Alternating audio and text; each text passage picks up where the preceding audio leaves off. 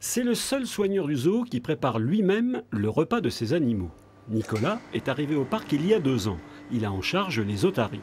Avant de réveiller ses protégés, il commence par analyser l'eau de leur bassin pour mieux la contrôler. Direction ensuite le local des pinnipèdes pour une rencontre qui conjugue plaisir et nécessité. Salut les loulous! Allez à table. C'est le premier contact visuel aussi, c'est important. La nuit, nous, on n'était pas là, on ne sait pas ce qui s'est passé. Alors, c'est très très rare qu'il y ait des problèmes, mais quand même, voilà, on ne sait jamais. Une otarie qui ne va pas bien, bah, on va le voir tout de suite du coup.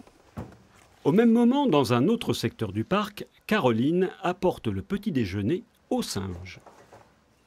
Je donne la langue. Voilà, elle me déteste, la femelle gibbon. Elle aime pas les filles et encore moins les blondes, donc voilà. C'est un peu difficile entre nous les relations. C'est pour ça que tous les matins, j'essaie de lui donner quelque chose qu'elle voit qu'elle peut me faire confiance en fait. Sans perdre de temps, il faut distribuer la nourriture avant de se rendre dans l'enclos suivant où l'attendent les pensionnaires de la mini-ferme. Une course contre la montre et de nombreuses manipulations qui mettent l'organisme à rude épreuve. Avec la quantité de fumier qu'on ramasse, le poids des gamelles aussi, des bottes de foin, des choses comme ça. C'est du sport, mais bon, on est passionné, donc ça ne nous dérange pas. Allez ma louloute, on y va? Retour au bassin.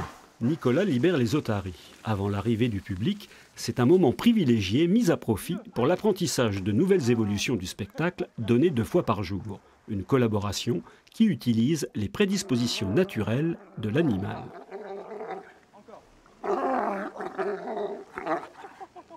En fait, une otarie, c'est très curieux. Je crois qu'elle revient d'ailleurs, voilà. Une otarie, c'est très curieux. Et en fait, on joue beaucoup de ça en fait, dans l'apprentissage. On va jouer du jeu et de la curiosité de l'otarie. Donc tous les exercices vont être amenés à ça. On retrouve Caroline sur l'îlot des Capucins, ces petits singes d'Amérique du Sud qui tirent leur nom de leur pelage noir et blanc identique à ceux des moines du Moyen-Âge. Avec sa jeune collègue, elle aménage le lieu afin d'exciter le plus possible la curiosité de ces petits primates. Vu que dans la nature, eux, ils explorent un nouveau territoire tous les jours, nous ici, c'est pas le cas, donc on leur ajoute des nouveaux agrès, des cordes, des branches, des choses comme ça, pour les stimuler au maximum et éviter qu'ils rentrent dans une routine d'être toujours sur les mêmes agrès en fait. Allez Fidji. C'est à présent Fidji qui fait l'objet de toutes les attentions de Caroline. Ce jeune attelle a été mordu par le mâle de la troupe. Il faut régulièrement aseptiser sa plaie. Une occasion d'entretenir une relation unique avec son patient. Quand on a ces petits moments-là avec eux privilégiés, c'est sûr que on oublie tout ce qu'on a fait la matinée du nettoyage. Ça nous fait oublier tout ça. Donc c'est les moments les plus sympathiques, mais c'est les plus rares.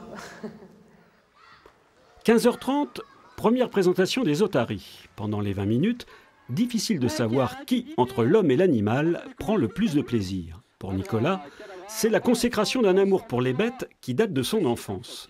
Un amour déjà dédié à une créature aquatique, mais beaucoup moins sympathique que ses partenaires. Cette passion pour les animaux, elle est très ancrée en moi.